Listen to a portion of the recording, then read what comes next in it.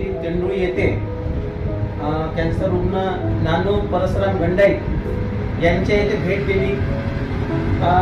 यांना कॅन्सर झाल्यानंतर यांनी यवतमाळ येथे काही उपचार घेतले आणि नंतर नागपूर येथील एम्स येथे त्यांनी काही उपचार घेतलेले आहेत। एम्स मध्ये डॉक्टरांनी त्यांना यापुढे उपचार होणं अशक्य आहे असं सांगितलं। आता ते घरी आलेले आहे।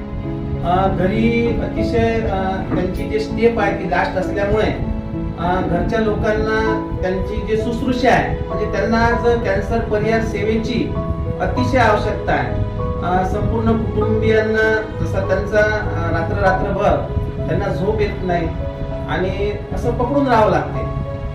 ज्योती कॅन्सर लीगच्या वतीनं माननीय मुख्यमंत्र्यांना आम्ही वारंवार निवेदन दिले की जिल्हा स्तरावर कॅन्सर परिहार सेवा जर निर्मिती झाली तर जे असे शेवटच्या स्टेपचे जे रुग्ण आहेत त्यांना मानसिक, भावनिक, शारीरिक सर्व आधार होईल।